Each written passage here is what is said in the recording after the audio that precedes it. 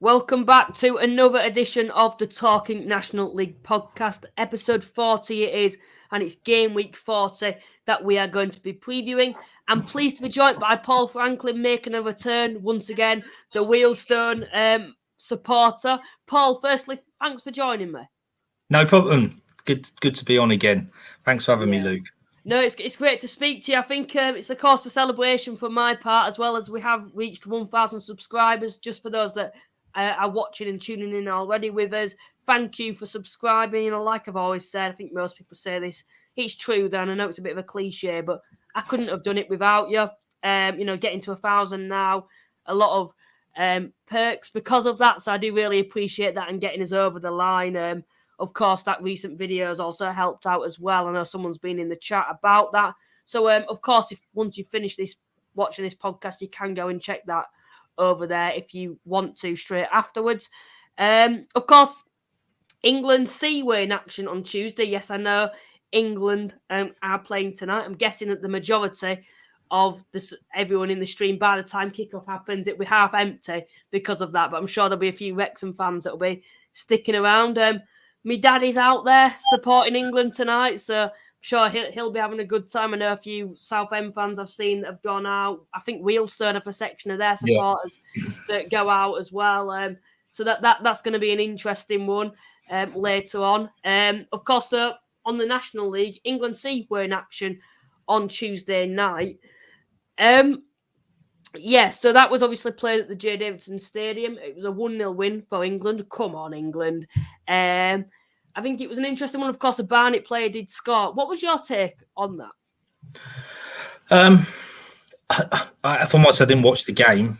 I was otherwise engaged with family matters. But, I mean, from what I've seen on social media and the sort of the reporting on it, England did very well. It's always going to be difficult because there was always likely to be late withdrawals and changes to the squad. I don't think any of us really believed that Langstaff was going to play, or maybe Dalby would play, or any of the top any of them top teams. But it's nice to see, because didn't they get thumped sort of 4 or 5 last time they played? Last season.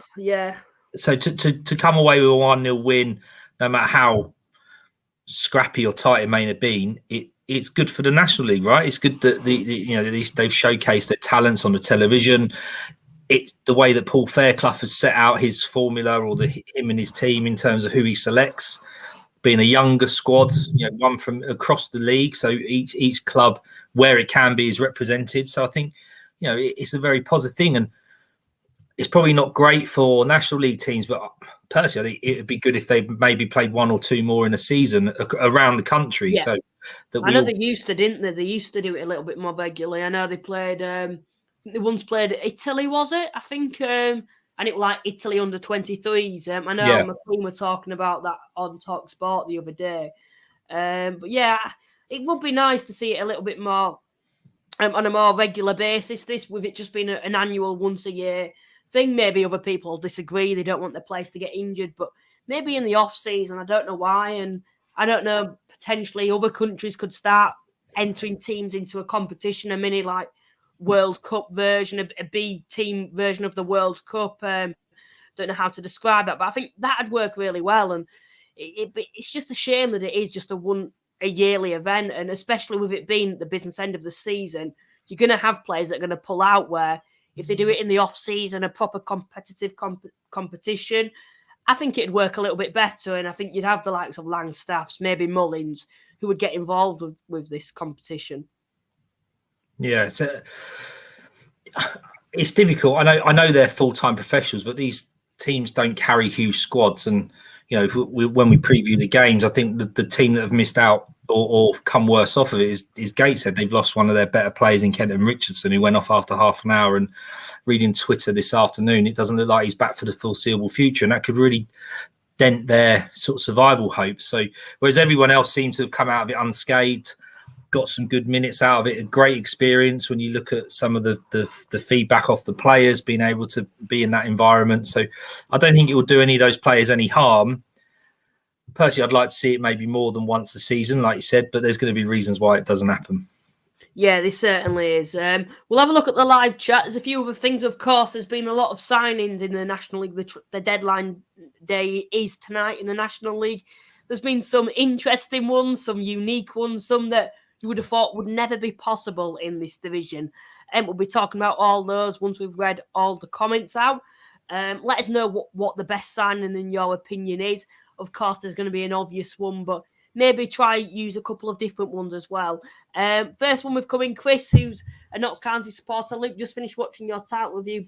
Really enjoyed it. Excellent work. You should be proud. And you even had Les Brad Legendsy, Cuckoo Clock, make a guest appearance. Yeah, I remember that at the start when I started doing the interview. That was good. Cheers for your kind words. Jack's come back on, who's a Dorking fan. Best atmosphere away from home affairs by far is Wrexham.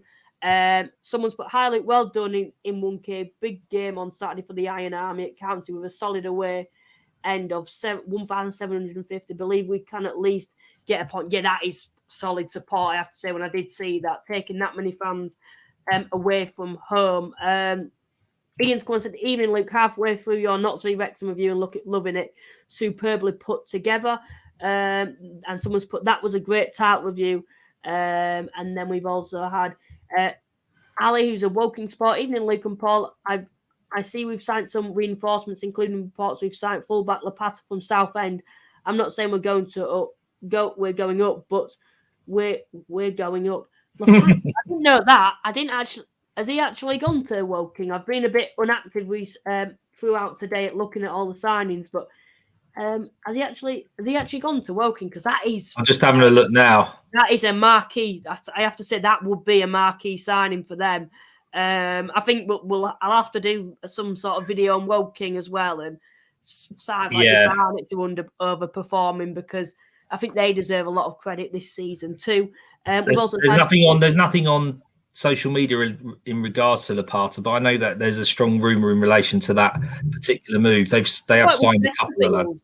I thought with Chesterfield they were rumoured with quite heavily though. Yeah, Chesterfield was one of the other ones. Chesterfield and Woking and maybe some EFL clubs, but yeah, it's not been confirmed either way. So we just got to wait to see what's occurring. He's a free agent, isn't he? So yeah, I don't know how that works in being able to sign outside of windows, or if he has signed, it's not been released. Who knows? So we'll wait. Pleased Rowe has gone to York for him to get some game time. Not sure he'll be back, but good luck to him. Yeah, he's a good striker. He's a proven goal scorer at this level, Danny Rowe for Chesterfield, and I think that is a good move for York. Honestly, I think that should be a permanent deal for them. I think that's what they've been missing throughout the season. Of course, they've got John Lewis up top, but I think is he really good enough and prolific and proven? I don't think he is. Where I do think someone like Danny Rowe long term could be good, although he's getting on himself. What's your opinions on that signing? Oh, I think you're quite right. I mean, Danny Rowe is a proven goal scorer at this level, and he'd do any team a good turn. It goes to show that the strength in depth Chesterfield have now got up front. I mean, when they came to visit the Vale and beat us 4-0 the other week, Danny Rowe was sat in the stands, and it just sort of brought it home to me, the type of sort of teams that we're playing against. So to have him not playing National League football is fairly criminal. So York are very, very good at very clever in getting him in for the next 8, 9, 10 games, whatever they've got left, in maybe a view to get him permanently next year. The only thing that goes against him is his age, but as a short term sort of for the end of the season and then going into next season, he's got to be worth a punt, hasn't he? They got Shaquille Ford, who's coming from Watford. He might not be in there next year. They've got John Lewis up top. Is it Dooku as well? So I mean, Manny Dooku, yeah. Manny Dooku. He complements what they already have. So it's a no-brainer. He gets to play some minutes and football. York desperately need him. So yeah, fair play. It's a good signing all round. Yeah, it certainly is. I think it's astute business, in my opinion, for York from that. We've also had hello, welcome Keza to the stream once again. Yeah, we're probably moving on now. Yeah, I think that'll be it. But no, we had all you think. Ali, you thinking one defender is all you're missing for a playoff push? Well, I think going forward, Woking look really good. I think defensively they look good, but if you are going to have any player, that is an astute signing, in my opinion, bringing in someone like Lapata. And honestly, I didn't think Woking had it in him to sign someone like him. And of course, I don't think it is actually official, but if they do sign him, that would be some signing, in my opinion. And a few other signings that have come in this afternoon. Halifax, Max Wright's been extended. Well, has returned. Obviously, he looked promising for us in the few games that he did play. Then he had an injury, and now he's returned. Frank Nubele, now this is an interesting one, one that interests me, who's dropped into non-league. He's been at the likes of Colchester. I think he was at Newport for a bit of time. Stevenage, I think he was at for a bit of time as well. He's proven himself in leagues above, and obviously, of course, Torquay United have signed him. I think he's struggled in the last couple of seasons, it seems, based off his goal-scoring record. But him going to somewhere like Torquay, I think it's a good signing for them, especially until the end of the season. I thought what he put out on Twitter was good and honest as well. He was saying that there's 7 cup finals left. We'll try win them all. And he still believes that they can survive this season. So he's obviously seen something in Torquay to sign for them, because he's been rumoured with a lot of National League clubs, including the likes of Yeovil, who've just been taken over. What's your opinions on that? It's what Yeovil, it's what Torquay needed.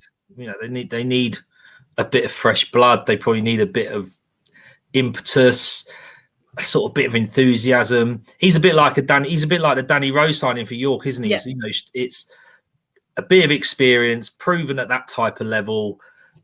It's a no-brainer if it's a short-term 7, 8, 9 game deal, you know, and then they'll reassess it in the summer. It's interesting though when you look at the signings and you talk about Lapata going to Woking, and Woking have signed Charlie O'Connell back on loan as a youth deal. They've signed Charlie Wakefield on loan from Yeovil today. You look at, we'll talk about what Wrexham have signed, what Chesterfield have signed recently, and those teams down the bottom. I think Scunthorpe have brought one in this week. It's the teams that are either looking to get promoted or the teams that are looking to survive in the league. You know, yes, you get the odd team. Halifax probably need a player to strengthen. Wealdstone have signed a couple because they just need bodies. You know, they're a little bit short. But those that are really serious about trying to get in the playoffs or trying to come out of the relegation zone, they're the ones that are essentially, you know, showing the checkbooks and going and getting players. You know, but you look at the likes of Solihull have shed players because they're probably likely not, and Dagenham, they're not likely to go down. They're not likely to go up. Clear the decks a little bit, get rid of, you know, help their finances start again. So it's really interesting when you come to this transfer sort of window, this close, those teams that are scrambling for whatever they're scrambling for, their lives in this league or trying to get out of it, they're the ones that are prepared to sort of almost twist, you know, and take that gamble. Yeah, certainly. Just some other signings just to speak to you just a little bit about Charlie on the Woking on the topic of them. Charlie Wakefield, he signed for them. I think has he come from Yeovil? I know Yeovil, online, previously in the midfield. He's always done well against Halifax, so I think that's a good signing too. What's your take on that signing? What, Charlie Wakefield? Yeah. If I'm brutally honest, we had him at Wealdstone in the COVID. All I'm going to say is he must have a very good agent. Yeah, because I don't see him being at National League level on a consistent basis, especially at that top end of the National League. Because you know he left us at Wealdstone and went to Bromley, didn't pull up any trees. You know he's gone to Woking, Yeovil, hasn't pulled up any trees. He really wasn't that great with us.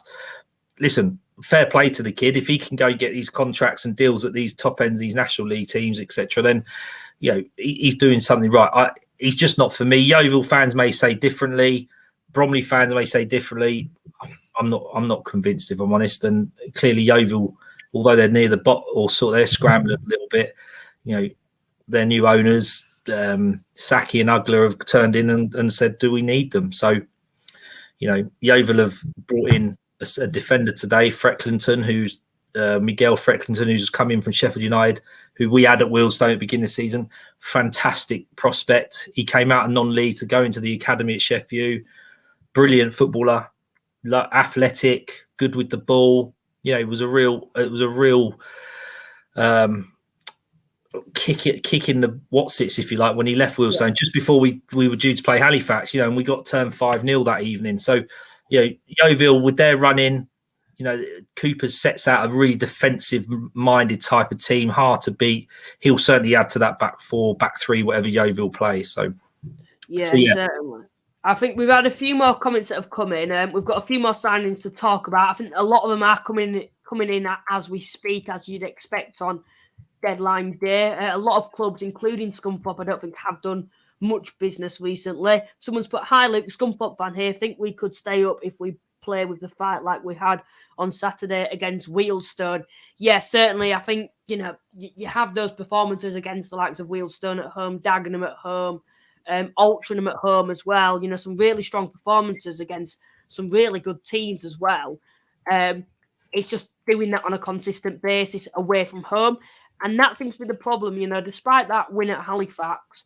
And can I just be honest, we were extremely poor on that evening. Despite that win, you haven't really done enough for me away from home to survive. And of course, it's like being on a minus point tally at this stage in the season when the ownership came in. It's like a new team, new players, a lot more of a boost around the club, but you've still got like that minus point tally feeling. Of course, not officially you have, but you're already about 10, 11 points behind safety at that point. So it's always going to be really difficult. And even with this squad now, you're not going to win every single game, and you're still going to struggle.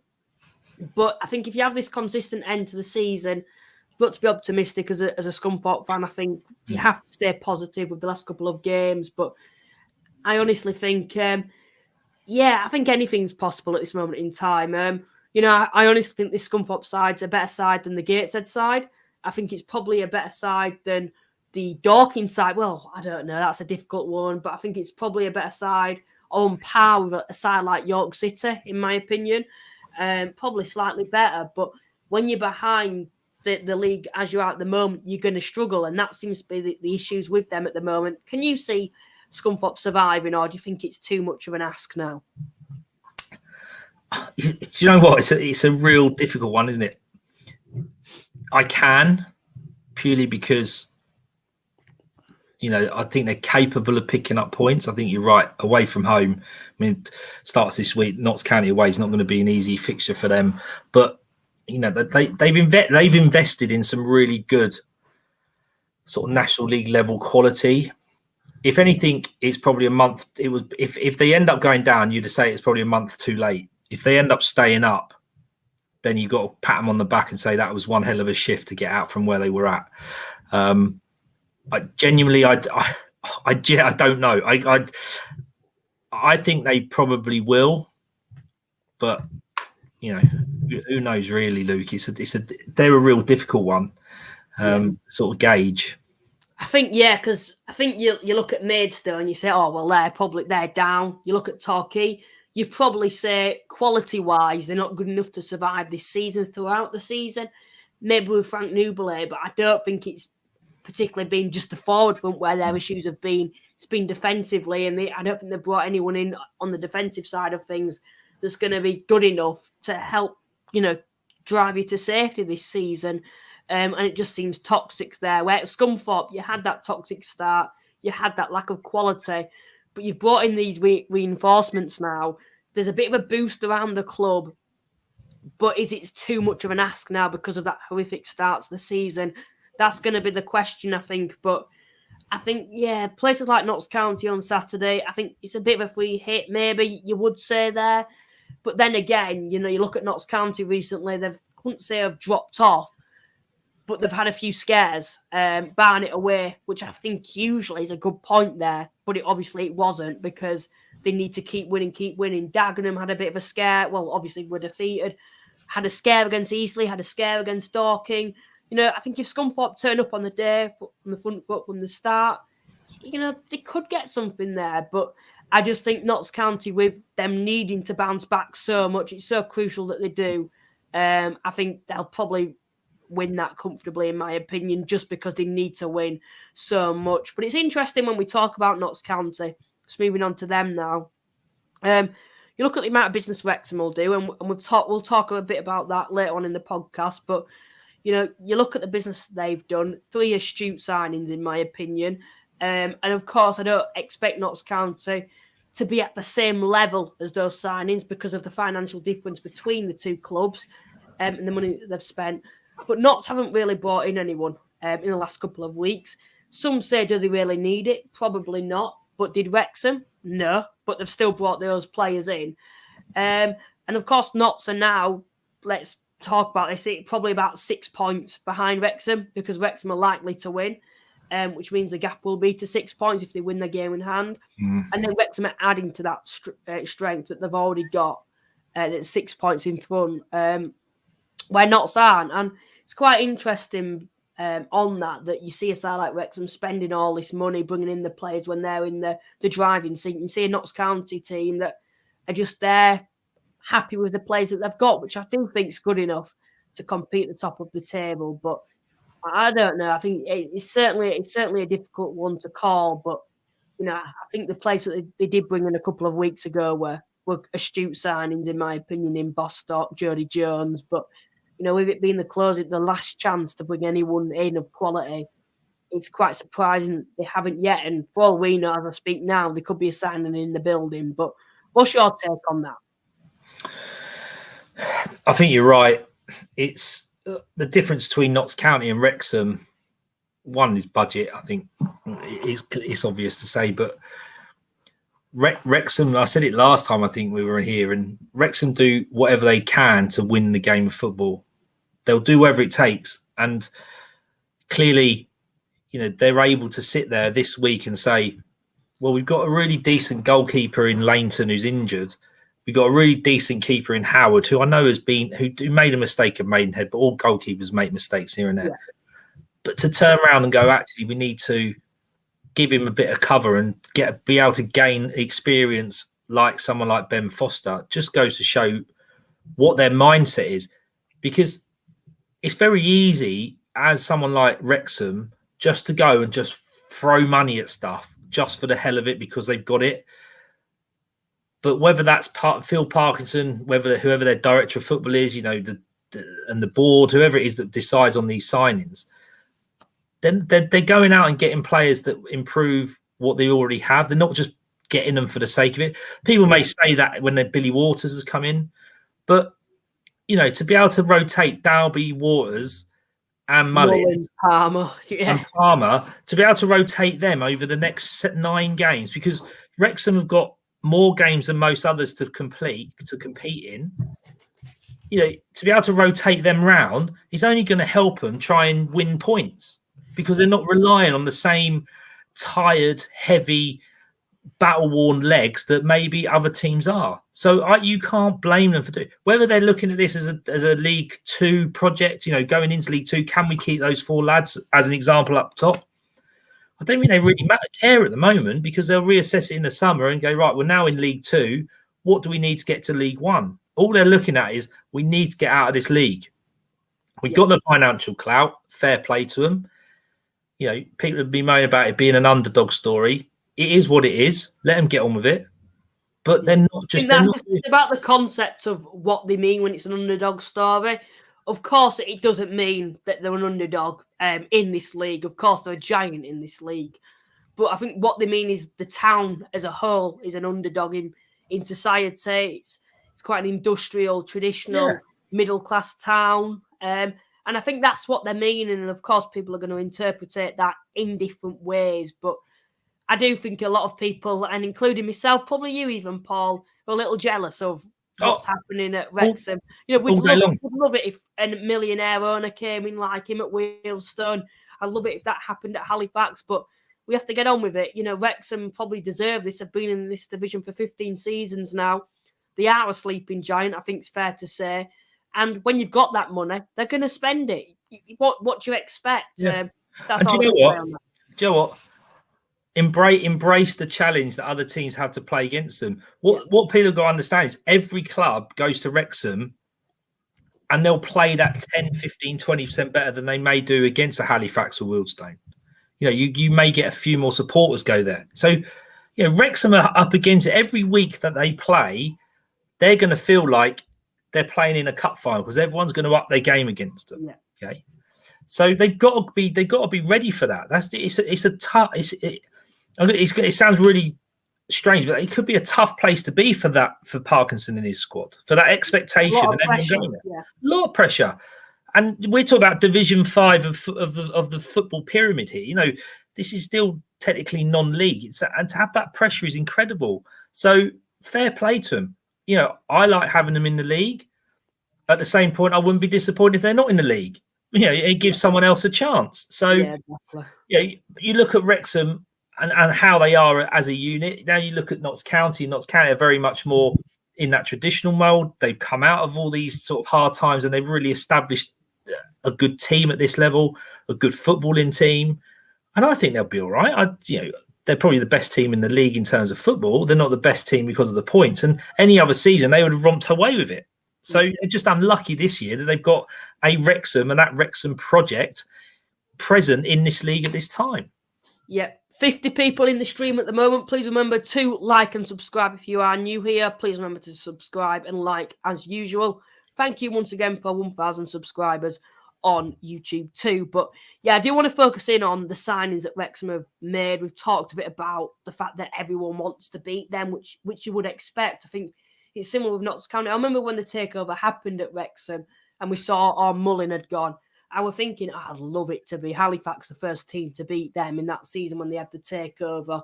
That would be quality. And it's still the same now. You know, that game on Saturday when they're bringing 4,000 fans, you know, I'm thinking, I really hope we can win it more than any other team because it's Wrexham, because there'll be a bigger crowd there from our town. You know, I think, you know, as Halifax, our supporters, you know, are quite fickle, I think. Don't turn up really ever unless it's a big game, but they're seeing this game as a big game and we have to embrace that. I think there'll be about 3,000 Halifax there, which is more than our average gate. So, you know, I think this is what Wrexham are bringing now to the table. They're increasing crowds throughout the league. They're bringing media attention. Yes, a lot of it's on them. It's on Ryan Reynolds particularly. It's on the players that they've got. But Notts County are getting more media attention from it because they're seen as the villain in this. Of course, us as National League supporters, some of us would rather Notts County go up than Wrexham. But it's just interesting. But yeah, like I was saying, I do want to focus in on the signings that they've made. And then we'll wrap things up with a few more. And please let us know your opinions on the signings that your club has made so far. I'll quickly read the chat and then we'll be ready to go. I think, yep. Ryan put Feckleford signed for Yeovil now. William said, yeah, that's ridiculous. Yeah. And then David said, your weekly shows goes from strength to strength. As an American Wrexham fan, I hope promotion happens, but plan on following your podcast next season, no matter what. Thank you for that. We've got Stingem, who's a Maidstone fans back in. Dorking v Scunthorpe on the final day will be one to watch. Yeah, that certainly will. I think that'll be an interesting one if Scunthorpe do improve. But yeah, I think we are more or less ready to talk about these signings. So yeah, there's 3 signings that Wrexham have made, I believe, in the last couple of days. One of them is Billy Waters. Now that's the first one I do want to talk about. Of course, he at Halifax was prolific. He deserved moved into the Football League, followed Wild there. I think this season he's done well. I think he's had better games than others. He's not played in that forward role. He's played out wide, attacking midfielder, the other side. And he's scored 9 goals so far in 32 appearances. Well, from a wide position or a centre forward position, I think that's, you know, pretty impressive in my opinion. I want to ask you, what's your take on that signing? Because the only concern I would have with him is if he doesn't get the game time, will Wrexham get out the best out of him? And that will be my only concern. Because when he was at Torquay and he didn't play, he wasn't prolific for them, unlike when he was at Halifax. What this signing smacks of is the financial aspect of it. But I don't know what Barrow's position are. I was just trying to scramble where Barrow are in League 2 at this present time. But like I said before, if they're not looking to go up or they can't get relegated, and Wrexham have come in with whatever undisclosed fee for Billy Waters, they're going to snap their hand off, aren't they? And at the same token, Wrexham are going to turn around and say to Billy Waters, I'm going to give you a 2-year contract or 18-month contract. You're going to be potentially a National League winner. You're going to play in League 2 or play in the squad. And we're going to pay you X amount of pounds, which is probably more than what he's on at Barrow. And I don't know at all, but you would imagine that financially it's going to be rewarding for him. he's going to back himself to say, I can play in that Wrexham football team and I can score goals at that level because I've done it at National League and I've done it at League Two. So really, I think that's what it boils down to. An offer, Barrow probably had an offer they can't refuse. Billy Waters has had an offer he probably can't refuse. So it works for all parties. The game time, I think, is the big thing. But, you look at you go to the Premier League down, the lads that, you see so many say sign for Chelsea or sign for Arsenal, they're going to back themselves to get in that team. And they don't always do it. But yeah. I think you've got, as a player, you've got to try and strive to be the best you can. And he Barrow, yes, are a League Two side. Are Wrexham a bigger team? I would suggest they probably are. And that's no disrespect to Barrow. He's going to back himself. He's going to go. So I think it's just a financial thing. So a fair play to Billy Waters. He's got himself a good move. How much time he'll play. Like I said, you got him, Dalby, Mullins and Palmer.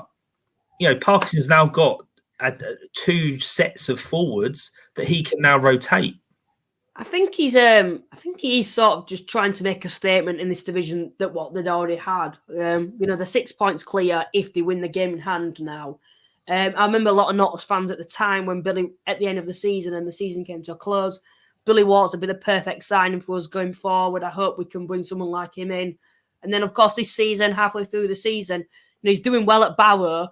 It's quite weird, I think, that he's just left halfway through the season because he seemed settled there. I spoke at the end of the season to his dad. When he left the club, I spoke to Billy as well. And Billy was saying, I would stay at Halifax, but I need to have this opportunity in the Football League. And it's too much of a good move to turn down. I haven't spoke to him since that. I also, of course, know that his dad was saying that he loved his time at Halifax, went to Barrow, and he seemed settled there. Barrow fans liked him. Under Wild again, a few ex-Halifax teammates there too. And then 7 games left of the season. Barrow, I think just outside of the playoffs, he might have slipped further down now. He's gone and jump ship to join Wrexham. And this just shows what it means to be a Wrexham player now. I think a lot of people are privileged to go to be offered to sign for someone like Wrexham when the opportunity comes around. And that seems to be the case with Billy Waters. And then they've got a quality striker there that presses the forward, plays off the attacker. I think does offer something different in that forward line. But like I said, my only issue and problem maybe for Wrexham is the fact, will they get the best out of him? And will he be effective if he's not playing? That's going to be the question. We don't want to spend the whole podcast talking about Wrexham because we do understand, there's a lot of other supporters in the stream, but of course there's been a lot of big news about them. So I do hope you can understand. Next one is he was at Charlton on Earth, the wing back. He was a wing back and he was always used to be really good on FIFA. He's a Dutch wing back. I cannot pronounce his name. I don't think many people can unless they've heard it. But I know it starts with a D. I'm not even going to try, to be honest. But yeah, he's a Dutch. Yes. Back. Pardon? Yeah, Malik. Go on, then, do the try. Dijksteel? Dijksteel. We'll stick with that for tonight. That's how we'll infer him. But I think is it really needed? I don't think they've had any problems in that department. But what he is, I would say, he can play in a range of positions. Can play wing back, can play foot, can play on the wing, can play in the midfield, centre half. You've got a player there that can play in a lot of positions, and that might be something that Wrexham, have missed. They need someone with a bit of flair, someone that can jump in when they have got injuries, who will do a job. And he's proven at a lot higher level. I don't just mean League Two level or League One. He's proven himself in the Championship. So you're getting him mixed up. You're talking about his brother. Am I actually getting it the whole time? I saw that. This is his brother plays for Middlesbrough. Yeah. Anthony.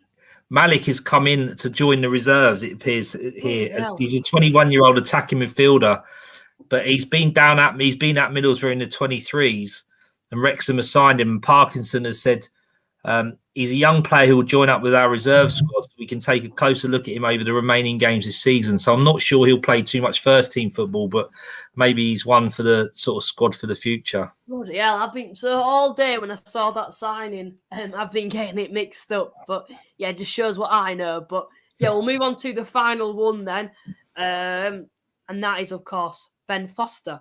And there's been a lot of rumours about him signing for Wrexham for the past couple of seasons. It's where he started. Well, it's where he had a loan spell. I think it's the place that made him as a goalkeeper there when he was there. Of course, I think it suits him. It's convenient for him, in my opinion. You know, you can see where he's going now. He's obviously he's retired from football until now.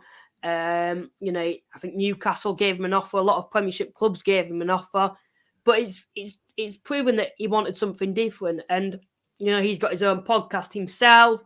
He obviously, when he was at Watford in the Championship, he used to have a GoPro behind the goal, GoPro that is behind the goal. And obviously, you know, I think that was quite successful when he first started. Unfortunately, when he went to the Premiership, he was unable to do that. And he started his own podcast. Now, I think he wanted to be able to do that again. He's obviously growing his YouTube channel at his level. And obviously, he's already really successful. He's trying to get into the media, which I think he already has. He's a well-spoken person. And he's gone to Wrexham, and it's a big statement. It's made national news. We've seen Sky Sports cover this. We've seen, you know, multiple media outlets cover this. And I think it'll work for him because obviously he can carry on doing what he's wanting to do. Go pro behind the goal. Also as well, you've got Ryan Reynolds, who, you know, he gets to meet Rob McElhenney, which will increase, you know, his coverage that he'll also get too. And it's only about an hour away from where he lives, because I believe he lives, I think he lives in Coventry. It's somewhere like that. So, you know, it's really convenient for him. Finally, before we do move on to talking about something else, what's your take on this? Again, I think it's a no-brainer, isn't it? They need a goalkeeper, or they felt they needed a goalkeeper.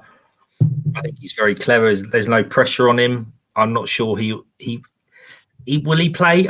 Possibly, maybe not the first couple of games. But, you know, he's going to come out with, not that it's important to him, but a National League winner potentially. But I think it's more, it's that he's got a tie-in with him when he played for him in 2005. So he's got a little bit of loyalty to it. I think it's convenient. It's a short-term deal, so he can finish again in the summer and not play again. But off the back of that, you know, with his social media presence sort of going through the roof, really, and everyone sort of liking him, having that exposure to that Hollywood connection and everything that comes with it, I don't blame him. I really don't blame him. And it'd be nice to have someone like him playing in the league. You know, we like to have big names in the league, and I think he's the type of professional he's not going to toss it off and just see this as a bit of a laugh. You know, he'll do what he needs to do and be professional when he does play. And again, it just makes Wrexham that little bit harder to beat.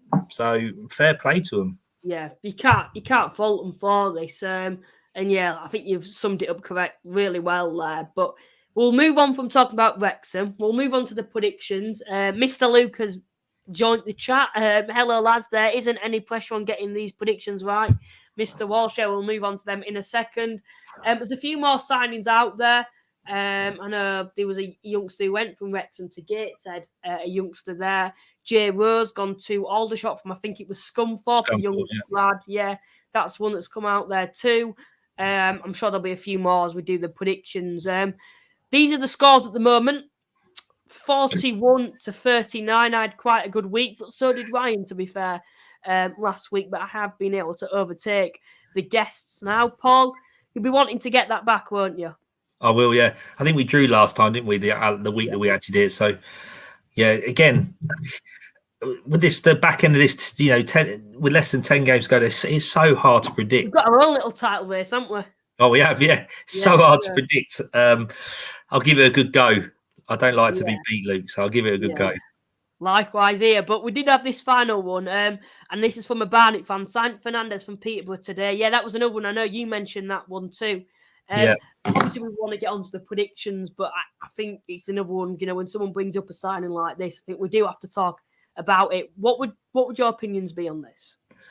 Well, in terms of this young lad, I know nothing about him, but I think, you know, again, Barnet are looking to try and cement a place in the playoffs. So anybody that's going to add quality to a squad in that position is going to be looked at. And, you know, these teams don't have big squads. So they're going to need help over the next 9 or 10 games, because they're going into these games with really battle-weary, beaten-up players. You know, it's a long slog. We've had periods of inactivity due to weather, etc., which has caused the Saturday, Tuesday to happen. I mean, it sort of stopped this week for many, but yeah, I mean, listen, you don't blame them. And these kids that they're getting out of the EFL teams all need the experience. So, you know, National League teams are happy to help them, and it helps them as well.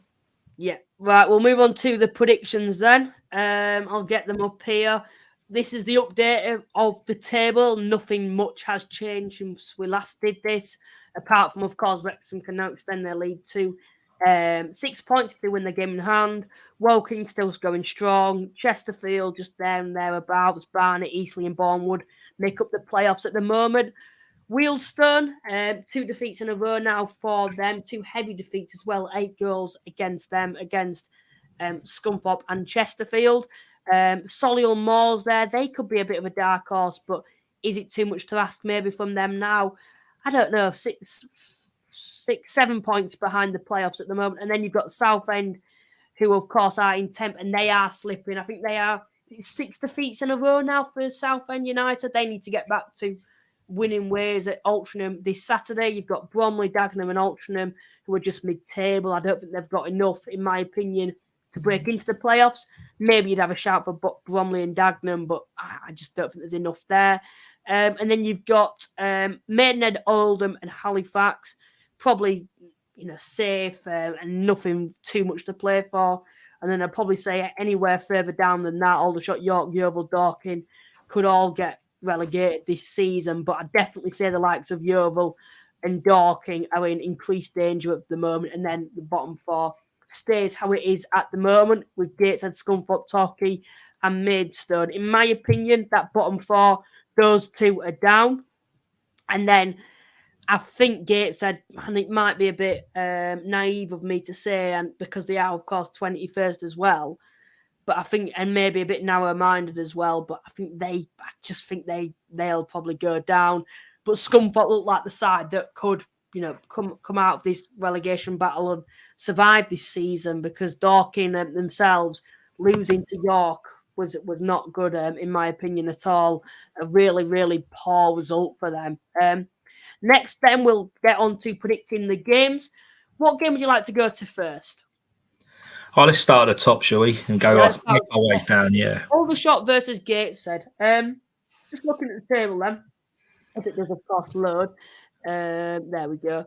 So the table at the moment, you've got Gateshead, who are in 4th from bottom at the moment. A lot of draws for them recently. But like we say with Yeovil, like we say with a lot of sides that draw a lot of games that are down there, they need to turn the draws into wins. I think only Yeovil have more draws than Gateshead this season. They seem to be struggling to score goals as well, Gateshead. Of course, going to somewhere like Aldershot. Aldershot had that really good result against Southend. I think that was a bit of a shock as well, coming from 1-0 down and may have 2. But themselves not too good at home, really poor at home. So I think from my perspective, I'd be going for an Aldershot win, although they have been a little inconsistent at home of late. I think the lack of goals at Gateshead are scoring at the moment. Aldershot, of course, will be on a bit of a high after that win against Southend, and prior to that point against Maidenhead. I think they'll win this game. I'm going to go for, I think it'll be tight. I'm going to go for a 2-1 Aldershot win. What's your opinions on this game?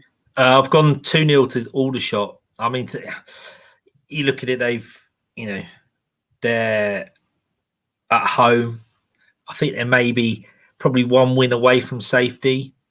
Gateshead have, I don't know, someone may correct me, but, is there forward Conte on international duty with Sierra Leone, and they've just lost their centre half from England C duty to Richardson. So yeah.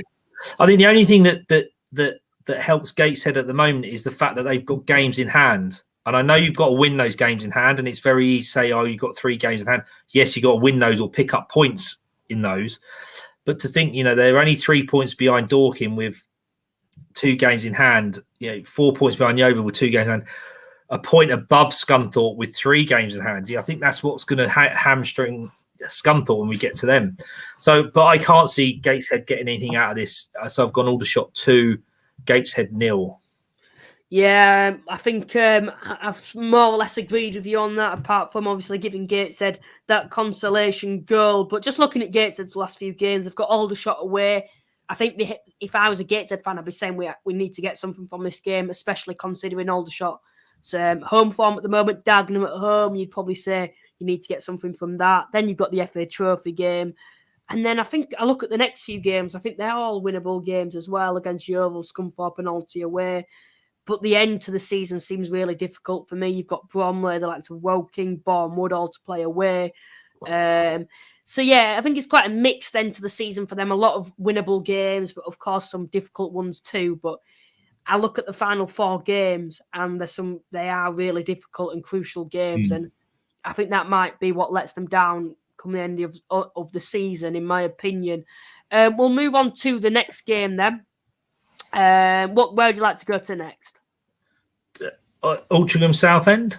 Yeah, go down again then. Yeah. Altrincham v Southend. Alty are going strong, as they have been throughout the season when they have these little patches of good form. Of course, they did lose at Eastleigh, but I think the way Eastleigh have been playing at home this season, there's no shame in that. I look at this game though, and you look at it from a Southend's perspective, you'd say we need to win this game to get back in the playoffs. Otherwise, I would say their playoff hopes are over, because I think there'll be too much of a gap from now. You look at the last few games. Yeah, it's 5 defeats in a row for them now. Of course, a lot of difficult games there, but that Aldershot result was, in my opinion, unacceptable. And I think if they do want to get back into the playoffs, they need to win this game away from home. What would your take be on this? No, I think you're right.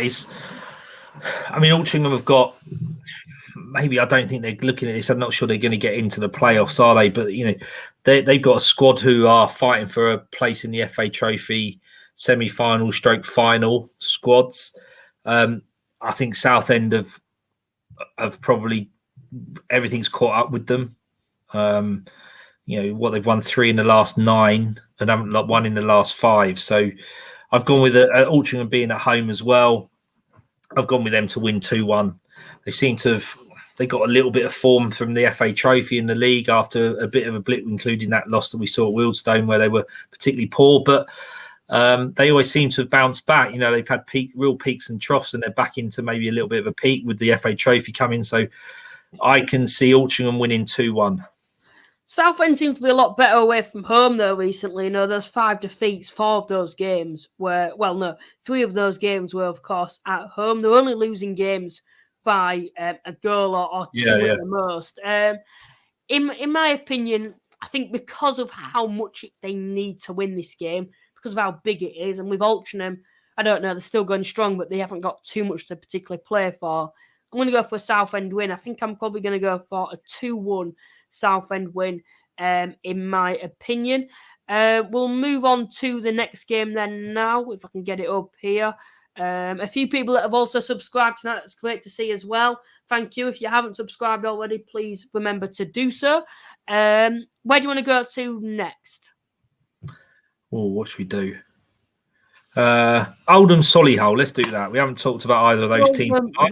Solihull then. Yeah, this is another, I think, interesting game to predict, because Oldham, of course, drew at Dagenham, and it was Ben Strevens' first game in charge. They got a point there.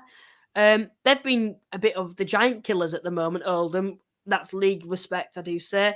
Solihull themselves, they're going really, really strong. I think a lot of the season we've been saying they're out of the playoff chase now because of that poor enough form. But recently, they've somehow climbed back up the table into a comfortable ninth place finish, and only 7 points off the playoffs, which, yes, sounds like a lot, but the way they're going at the moment, it only takes them to have a strong end to the season like they did last season, and they could potentially sneak in.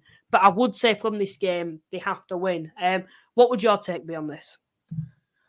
What have I gone for? Let me just check. I think I've gone for Oldham to win. Oh, again, yeah. Again, I think they've had good news this week, haven't they? They've got their ground back. Yeah.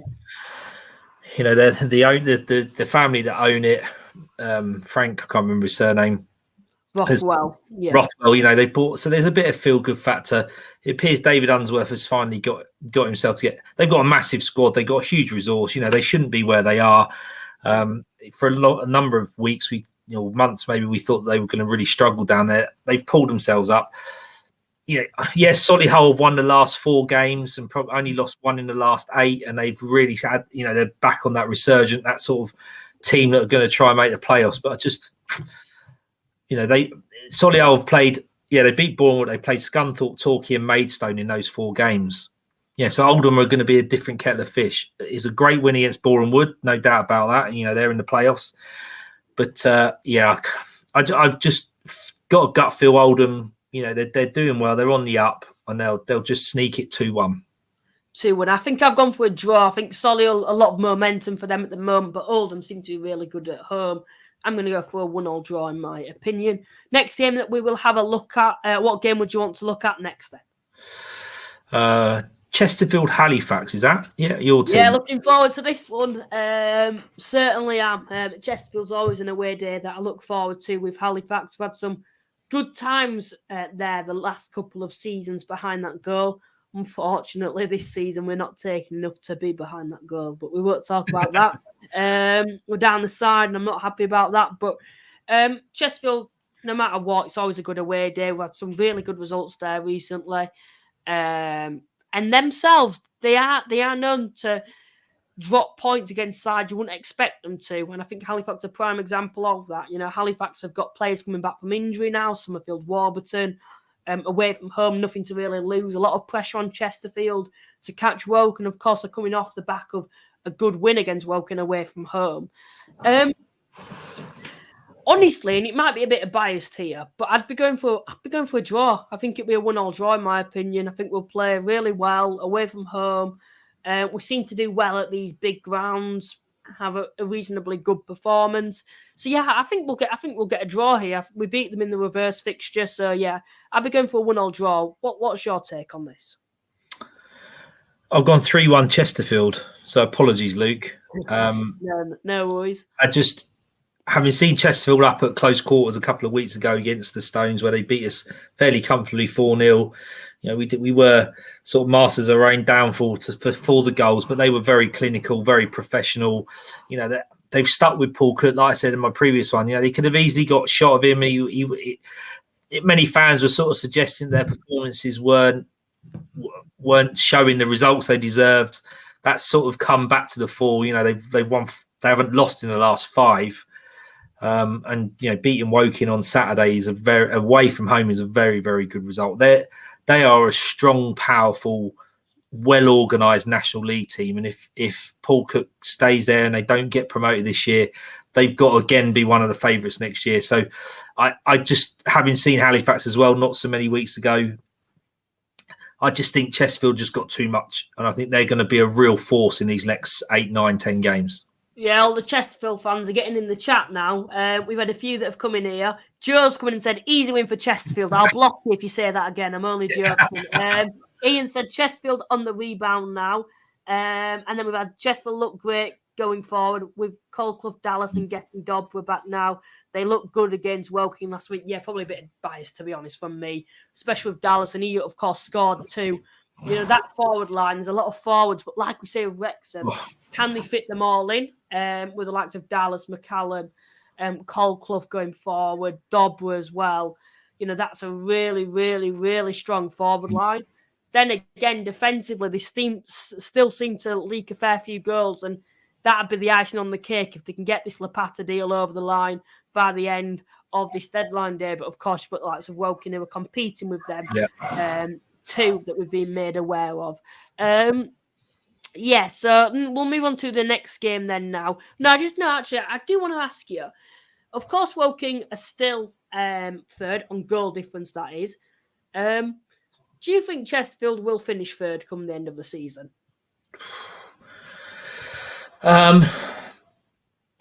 Having compared seeing the 2 teams live and seeing Chesterfield's recent recent form, and the fact they beat Woking, I think they've got a massive chance. I mean, Woking.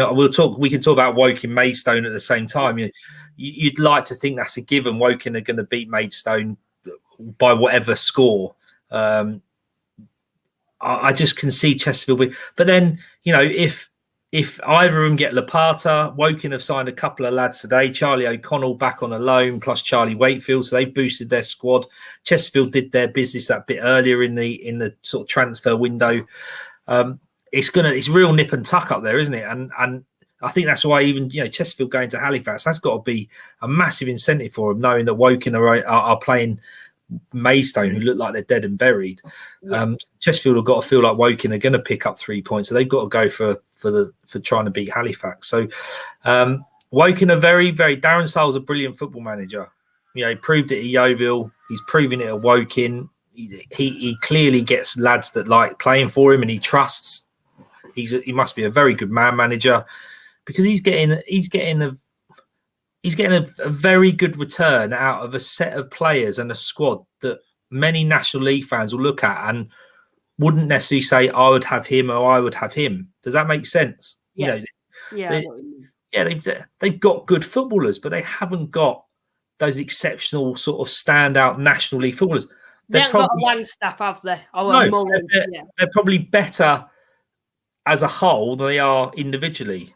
Yeah. That makes sense. So, I think he's done a really the best out of each other, because they work well as a team, in my opinion. And it seems that they're getting a bit more of a settled team. You look at the likes of Ollie Banks there, Kellerman, someone like him defensively, to even players like Palmer, who they signed from Stockport.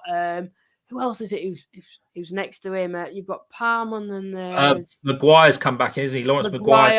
He's a centre half, and he's gone right on my head. He's been there for a fair few seasons now. But even players like Palmer, Maguire, I don't see them as exceptional, National League defenders.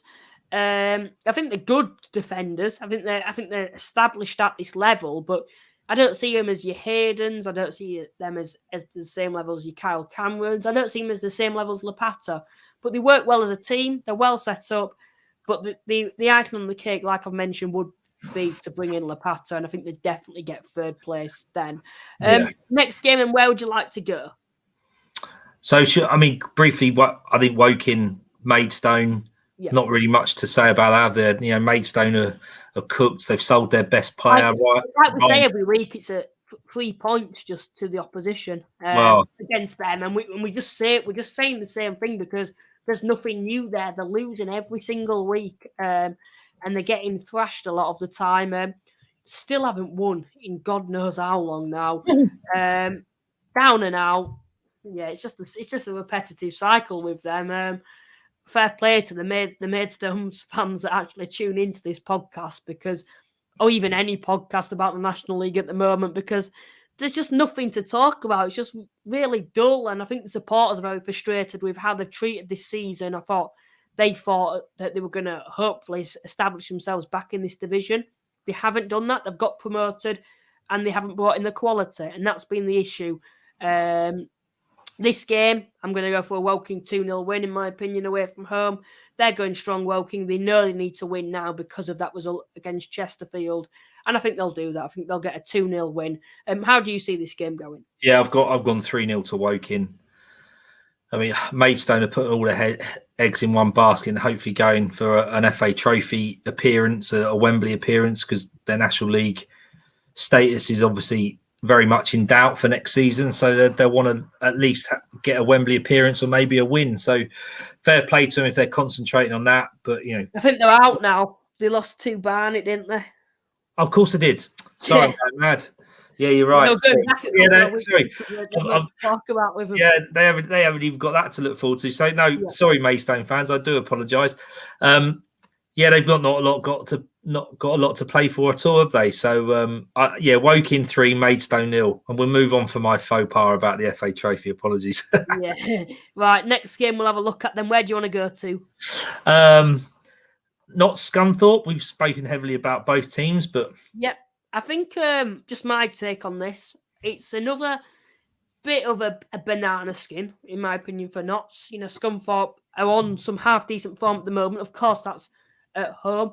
They're taking a lot of fans away, which will be a good incentive for them. I think the entire crowd is estimated to be over 13,000 people in attendance for this game, which really is mad for this division. I think Scunthorpe taking that many supporters away from home, the players are going to want to put on a show for them. They seem a lot better, a lot more organised recently, and I think it will be a case of Scunthorpe. They'll be sitting back, and it'll be a case of when Notts County score, and the longer that they can keep them out, the longer there's more chance of Scunthorpe getting something from this game. But like I've said, we've seen Eastleigh, we've seen Barnet, we've seen Dorking all give Notts County a scare in recent weeks. Of course, Notts managed to pull back against Dorking and Eastleigh. But you look at Scunthorpe and how they're going to come here. They're going to be well organised, a big physical side. They could get, and I know it's a big ask when you look at the difference between the two sides, but it's not as plain sailing, and my prediction's going to go back on me here, but I don't think it's as plain sailing as it might look on paper with the difference between the two sides. I went, and I say that, and I go for a 4-1 Notts County win, because I think, and I am going back on myself here, but I think they must win this game. It's a bit like the Southend scenario there. They must win this game. They want to be in this title race. If they drop points to Scunthorpe and Wrexham win, that gap could go all the way up to 9 points. And that's, going to be, I think, end their title hopes, in my opinion.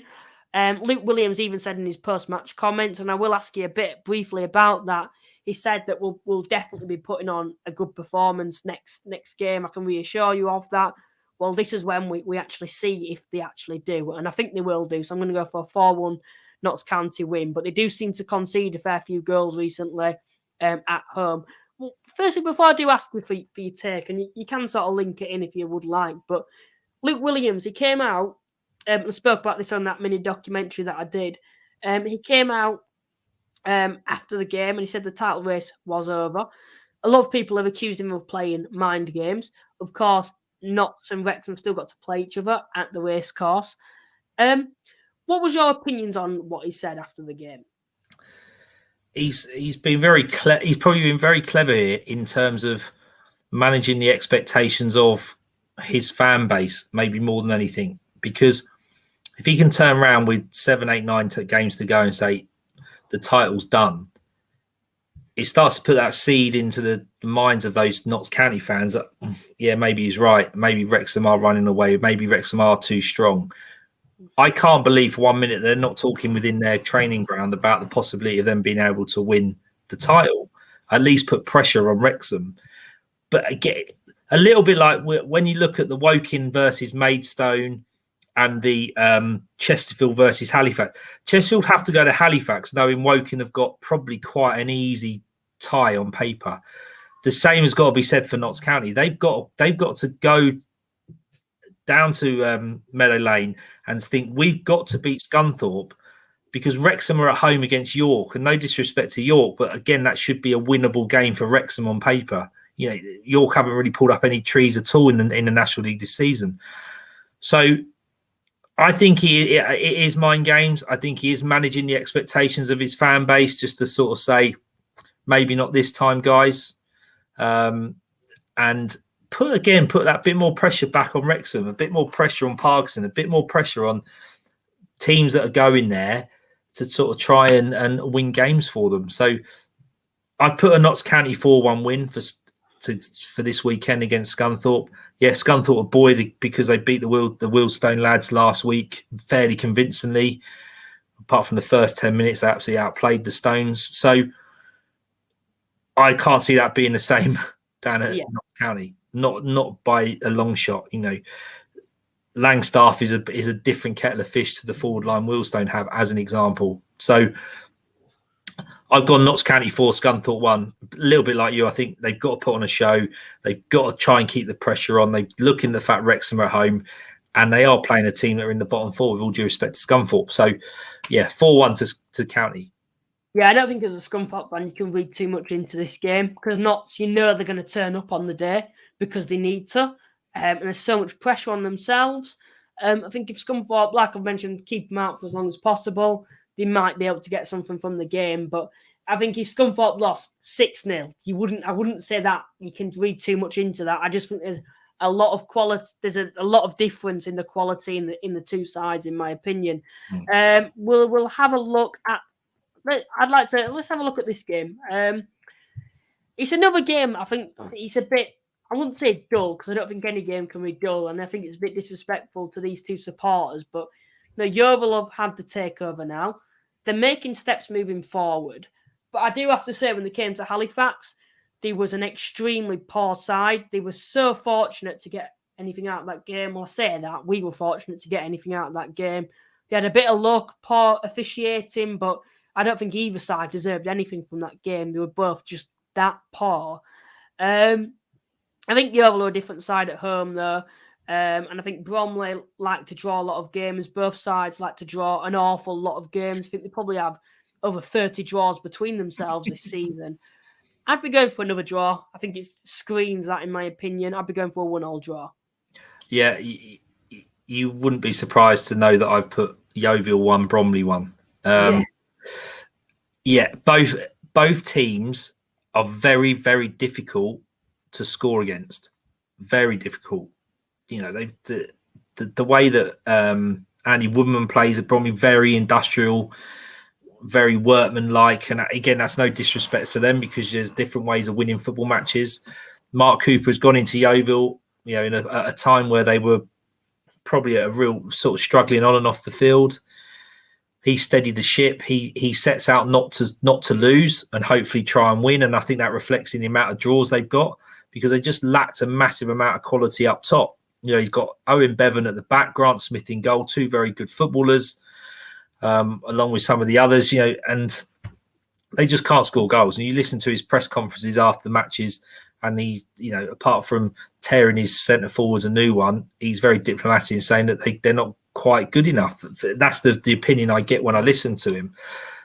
They've tried to change that. They've signed an awful lot of players. What's his name? Ugler, there's the owner. Unusual name, isn't it? He's come in with Paul. They had a winger. I've forgotten his name now, but they had a little black winger on the wing for Yeovil and against Halifax, and he was really, really good for Yeovil going forward. And I mean, top quality for this level. Yeah, I don't know who that might be. They have just lost a lad, gone back to Ipswich because he got injured. Agbaji may have been him. Yeah, it might have been him. I don't know. Well, listen, they've signed. They've signed several players, Yeovil. Not all of them have been fit enough to play. Not all of them are up to speed because they've come from different levels and had different amounts of game time. But they seem to be doing the right thing in terms of freshening up the squad and getting bodies. I know after seeing what Cooper had said in his press conference last week, he lost Worthington, got injured. Agbaji's gone back to Ipswich, he got injured. So they were really struggling for bodies as it was in certain areas. So yeah, was it Frank Worthington? I think I can't remember who it was. They were a Yeovil player, and he went off injured, and they needed the stretcher out. It was Matthew Worthington. Was it? Oh, that is a big loss because I know prior to that game, the Yeovil lads won about him and the fact that he was on a booking, and if of course he got booked against Halifax, he'd be out for the foreseeable a fair few games. Yeah. And they were done. I think bigger games coming up for them where they could get something from it. Now he's out, which is likely for the season, like you've mentioned. There's talk maybe, and I think because of that form recently, they're probably going to be safe now. But that is a big loss, in my opinion, because he is a really good player and probably been one of the only positive sparks for them this season. Yeah, I mean, they've signed Fredkington, who was on loan at Wealdstone early in the season, Sheffield United. Very, very good defender. Very good defender. We were disappointed to lose him. He will do very well in Yeovil's back line. Because they're quite an athletic team, Yeovil, I think. They signed a lad from Ipswich just recently. They've got Callum Harriott on a short-term deal to try and help with their centre forwards and scoring goals. So, they're doing the right thing. They're getting the bodies in. Whether they have enough quality to really harm any team is still difficult to say. As I say, they seem to have signed players that have been in different varying parts of form and being able to minutes they've played and levels of fitness, but I think they'll be safe. They've got this incentive down there, haven't they? Pack the park, doing deals on tickets. It'll be a good atmosphere. There's a good feel around Yeovil at the moment, but I don't think the game will live up to it. I think it'll be a very, very hard industrial, point for both. boring. Yeah. It'll be that sort of game. It wouldn't be a game as if you were neutral and you weren't. You were just a fan of the National League in general and you wanted a game. You wouldn't think, oh yeah, Yeovil v Bromley, I'll have a bit of that. You certainly wouldn't. Next game we'll have a look at then. Got to Mark White's Dorking v Alan Devonshire's Maidenhead then. Do you think this is another one that falls in that bracket? Or Yes. do you think there's something into this game that interests you in any way possible? Maybe the fact that Dorking, I think, need to get back to winning ways, and I think they will do in this game. Being at home, they've been a lot better at home recently. Point against Halifax, then I think they beat Barnet. Was that it? I'm sure they had another result there, which were really good. So I think they'll win this game at home. I think they'll go for a 2-1. But do you think, is this a game that interests you at all?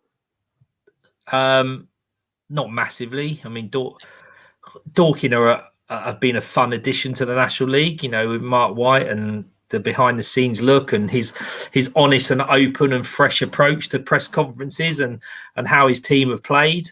They certainly started the season really gung-ho, didn't they? Almost like, if you're going to score 4, we'll score 5. And they clearly realise that's not a model to survive in the National League. You're finally going to get found out, especially being a part-time side. They're one of only the 2 in the league. Part-time, which is an interesting thing to add. Maidenhead, Maidenhead. Alan Devonshire does an incredible job on a budget he has, it with the ground they've got, with the players they can attract year on year to establish themselves in that mid to sort of just the lower part of the National League. They're just not a very exciting team, and I don't mean that disrespectfully. Yeah. They're a bit like Bromley. They just go about their work. They're not particularly easy on the eye. I think Dorking are more easy on the eye, especially because they play on a 3G, 4G pitch, and they're allowed to they can ping the ball around. I've gone for a 2-2 draw because they're both liable to score goals. Eddie Aqua's playing up top for Maynard, play for England's team. Dorking have always looked like they're capable of scoring goals, but they're capable of letting them in. So I've gone for a 2-2 draw rather than the 1-1 like Yeovil. I think there'll be more goals in it, but I can see it being a draw. A few more goals. I'm going for 2-1. Both sides, of course, are part-time. It's interesting, the contrast between the two sides. Of course, both sides are mid-table. Dorking a bit lower mid-table. I say that right in the thick of it, to be honest. But Dorking play the nice football. They're the ones that will probably keep the majority of the ball. But Maidenhead, like you mentioned, they fall in this bracket of your Bromleys, your Boreham Woods, who are just industrial footballing sides that just go along nicely about the business every season. They lose any standout player, but they find replacements from the lower leagues in the non-league pyramid too. So just on this game there, I'm going to go for a 2-1 Dorking win, in my opinion. Next game then, where do you want to go? Because we'll finish with the triple classic is Boreham Wood Eastleigh. Yeah. Let's have a look. To be fair, this does have something about it.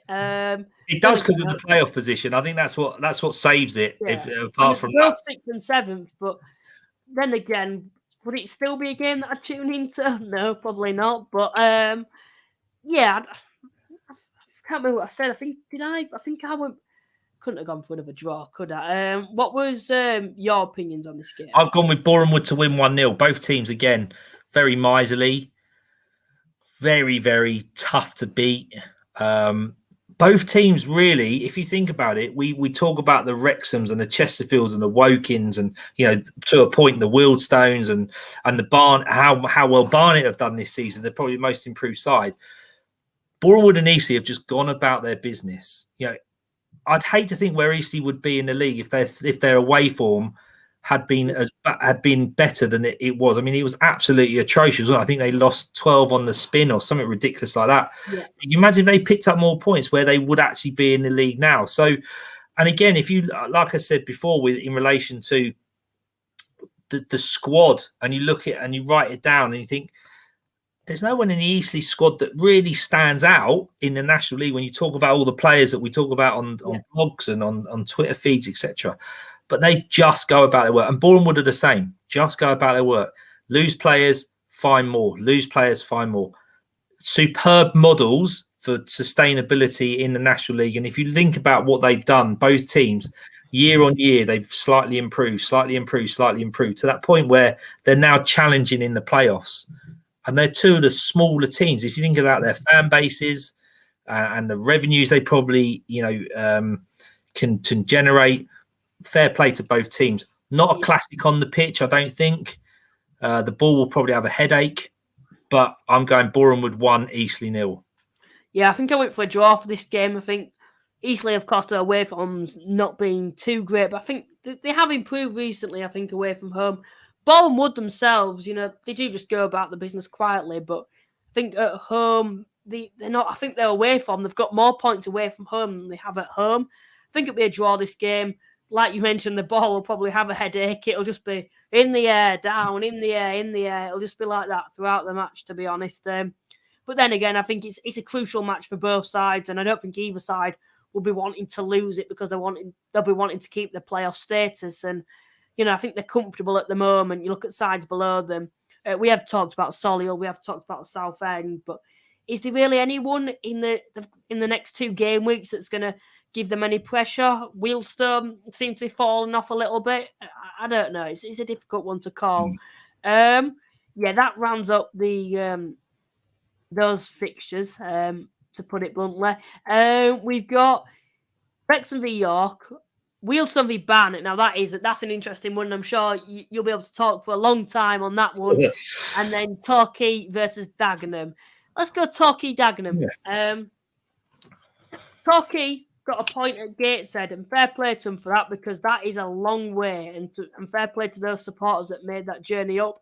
Dagenham Ben Shrevens, the year has started against Oldham. They got a point at home.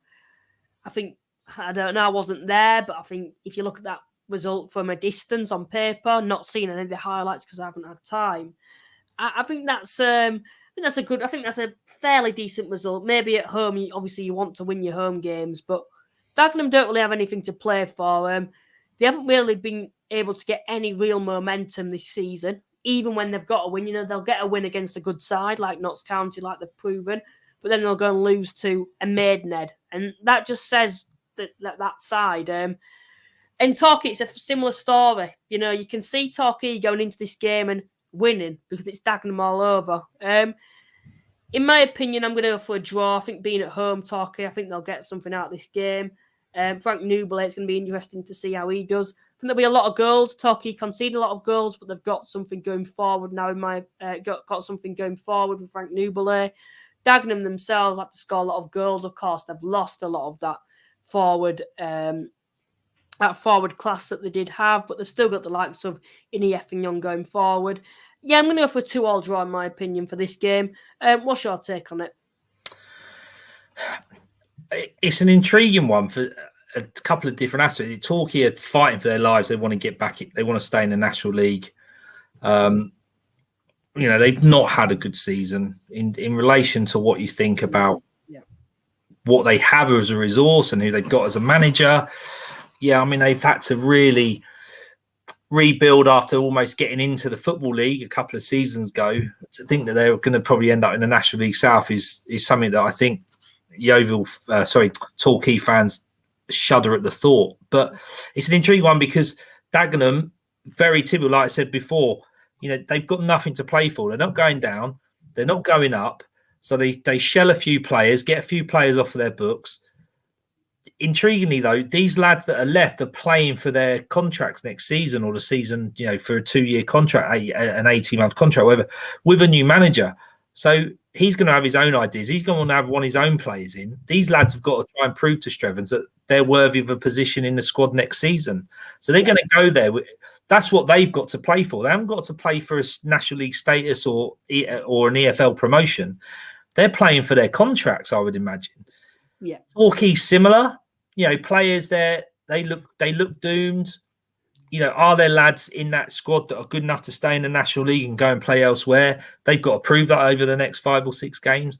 Torquay still have a chance of getting out. So as a club, they're going to look at that. So I think that's what's intriguing about this particular game. And both teams do try and play a bit of football.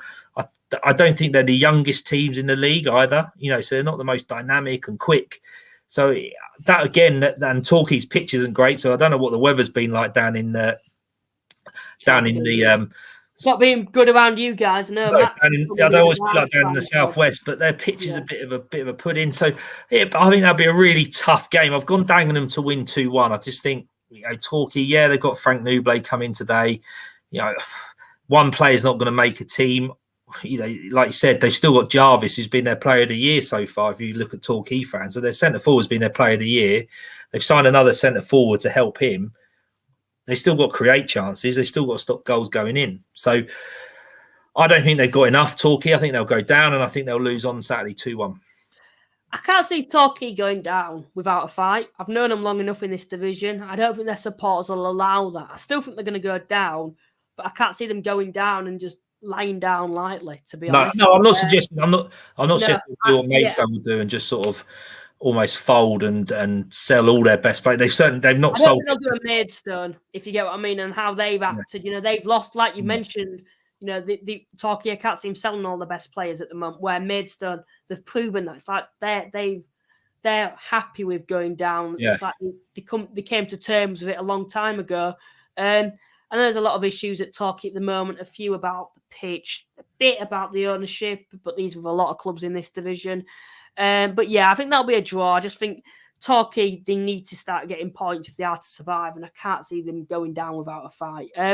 We had someone come in. We'll quickly have a look at the chat. A few have come in, but this one came out.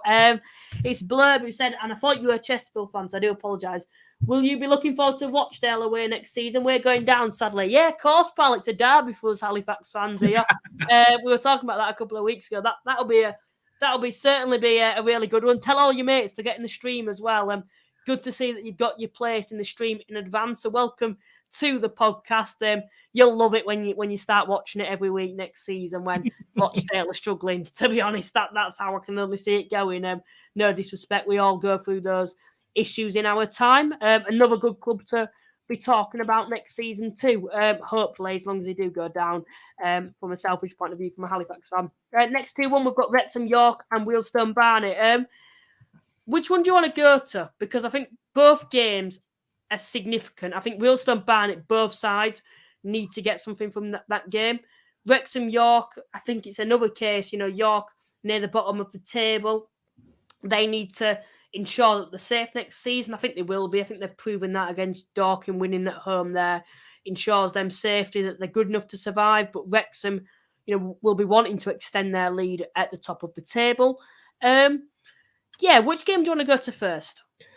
We'll do Wrexham York, because I think that's quite an easy one to talk about, and we've spoken a lot about Wrexham. They go into the race course. They'll have however many thousands there. They're going to be buoyed by the fact that Ben Foster comes out, whether he's playing or not. Billy Waters is going to be on the bench if he doesn't start. They're just going to have too much for York. I'm not suggesting York will lay down and sort of have their tummies tickled, but I can't see anything other than a Wrexham win. I've put Wrexham 3-0 because I just think way too much firepower. They'll probably get a penalty. Paul Mullins will score it. That's no slight on Wrexham. The more chances you create, the more times you're in your opposition's box, the more likely you're going to get penalties, right? So fair play to them. I think, Wrexham 3, York 0, and they'll keep the pressure on Notts County having to beat Scunthorpe. Yeah. I think from my perspective, I think it'll be another standard 2-0 win. York don't really get battered, particularly when they play.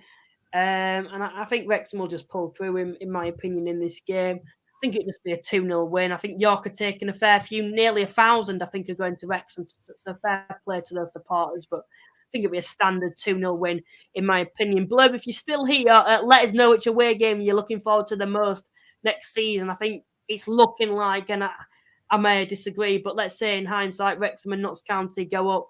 What away game will you be looking forward to next season? I'm looking forward to your place. I'm hoping that Hartlepool do join you as well.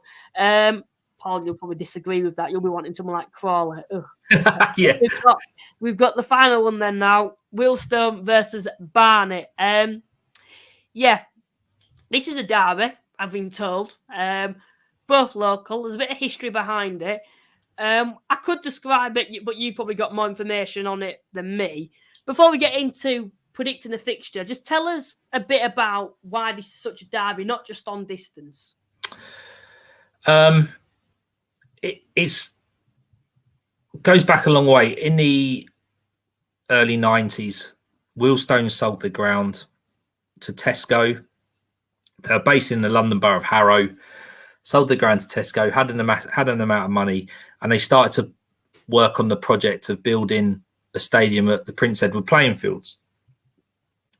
Long story short, the stadium developers or construction company went bust. Harrow Council, London Borough of Harrow Council got involved. Tony Cleanthos, the owner of Barnet, got involved. And for whatever happens, and obviously this, I can't say for sure, but Barnet ended up taking the ground off of Wealdstone. Yeah. And that's where the bad feeling comes, because it's not a derby that would traditionally be it's Barnet Wealdstone and don't like each other. It's that born out of that frustration and that history of them taking Wealdstone's ground, and that's how it's seen. Barnet fans won't see this as a derby as much as maybe Wealdstone fans. Barnet fans see themselves as an EFL team, don't want to associate themselves with a team like Wealdstone. Unfortunately, they've got to, because we're at the same level, and so it's become a derby. And that's where it all sort of boils from, Luke. So, yeah, the added spices clearly over the last couple of years. They've had the manager. They've got a manager that was our manager in Dean Brennan. They've got our old captain, Jerome Akimo. Connor Smith's on the coaching staff that won the National League South with us. Michael Phillips is on their books, who's out on loan at the moment. So there's a little bit of connection and there's a rivalry. I think you'll find that Barnet fans will say it's more of a rivalry sort of born from us and generated by us as Wealdstone fans. Personally, I just see it as a rivalry because of that history, but also it is local to each other and we're both at the same level, irrespective of whether they've won EFL this and been in this league and that league. At this present time, we're at the same level, albeit they're doing a little bit better this season. That's where the derby comes in, and that's where the sort of tension comes in, I guess. Yeah, certainly. I know there's a lot of talk about that historically. I'm trying to get the table up here because usually what happens on there is between the two sides, it's a bit of a relegation scrap, or both sides are mid-table and got nothing to play for, or Barnet are doing well and Wealdstone are struggling, where this season it's more than just the off-field issues. It's more than the day out, we're playing a fierce rival that we're playing. It's actually about the league standings. As you can see here, Barnet are 6th and Wealdstone are 8th. You're a Wealdstone fan, and I'll ask you this in a question. If I was a Wealdstone fan, I'd be saying we need to at least get something from this game. Otherwise, I think we can't make the playoffs this season. Yeah. Barnet, there's probably less pressure on them, but if you give Wealdstone that win, then they could easily, in the upcoming weeks, slip further down the table and, Wealdstone gain a bit of momentum, Barnet start struggling. It's another story. But what's your opinions on this game? Well, I don't think Wealdstone will win. We didn't play particularly well at Scunthorpe. We didn't really give ourselves a good showing against Chesterfield, although Chesterfield are a very good football side. We're struggling at that point where you lose 2 or 3. We've got 2 lads going out on international duty in Ashley Charles and Alex Dyer, who've been fairly consistent. We've brought 2 lads in. Lewis Simper, who's been on loan at Woking, has come in to play in the midfield, hopefully on Saturday from Cambridge United. And we just signed Charles Claydon on a 2-year deal after his lease from Charlton, who's been on loan with us last season and was at Bromley this season. So we've got a few bodies back. We've got to go at it full tilt. Barnet, to be fair to him, have been the most improved side in the National League this season. From where they were last year. Dean Brennan, fair play to him. He's got himself a squad that actually want to play for the football club, which I think they've struggled with over the last few years, is getting players in who actually want to play for the football team. It's live on BT, a bit of an added incentive. It'll probably be the biggest crowd the Vale have seen in a league game ever, if not for a very, very long time. I think Barnet are going to just have a bit too much for us, and I don't want to say that, but I'm going to be honest. Yeah. I put Barnet to win 3-1.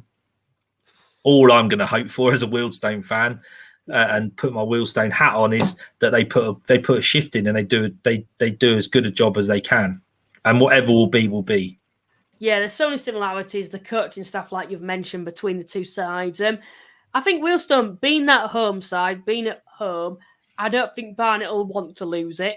It's a game that they probably think, right, okay, we want to win the game, of course, but I think we'd take a point from this game because then, of course, Wealdstone and the rest of them still a long way off catching us or any sides below us.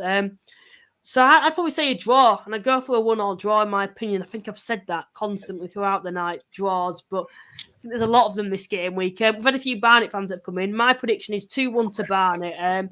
Said, football of our grands here. Hi, our chairman worked alongside Wealdstone to begin the bill. Wealdstone ran out of money. Chairman offered to allow Wealdstone to ground share, but could not afford running cost, so we took it over. Joe's come in and said 2-0 to England. Come on, well done. Good to see that England are winning. I'm sure my dad will be having a good time at the moment. We've also had got to win playoffs. I confirm for me if we do. Yeah, they could be a dark horse in the playoffs too, but I'd be going for a draw for that game, in my opinion. Yeah, I mean, the one thing you've got to look at, Luke, aside from it being a local rivals and everything else, and the fact that I follow Wealdstone, is if you look at the Stones, if they do win the game, they're at 58 points. Boreham Wood and Eastleigh are going to drop points. They're playing each other, so it brings them back into the mix. It brings it brings them closer to Barnet in 5th. So a win would be huge for the football club because it's their local rivals. I think it'll be just as big for the league table and league standings because we've got 8 games after that where actually where do you see some of the points coming, because we've got some tough games to go. So and starts with Barnet. We've got Oldham on Tuesday, another difficult one. So listen, the lads have just got to put a shift in. Barnet will definitely do that. They did that at the away game at the Hive. They bossed the game and they outgunned us. Fair play to them. They're a good, strong side. Dean Brennan knows what it takes to beat Wealdstone. Of course, he does. He's got a long-standing history with Stuart Maynard and the football that they like to play. So I'm hoping for the National League it will be a good game because it's live on the telly. I'm hoping for Wealdstone it'll be a good game because we're live on the telly and that we win. But I think Barnet will grab a bit too much, and it's not often I say that. Yeah, I think you may be right with that one, but I'm going to go for a draw, in my opinion, on that. That one's wrapped up the fixtures then. Cheers to everyone that's tuned in tonight. There's been quite a large people that have tuned in, considering that England are playing at this moment in time. Paul, thanks for joining me. No problem at all. Half time at the moment, so I'm sure we can all get back for the second half. And of course, England are winning. Sorry to those Wrexham fans, and I didn't think about you. You'll still be here having to listen to all this, being Welsh fans yourselves. But yeah, thank you to everyone that's also tuned in tonight once again. Thanks once again for helping me get to 1,000 subscribers. I'm sure the transfers will keep on happening up until midnight tonight, so keep your alerts on Twitter for that and whatever social media that you do use. And we will probably see you either next Monday or next Thursday, depending if there's any Tuesday fixtures. Bye for now. See you guys.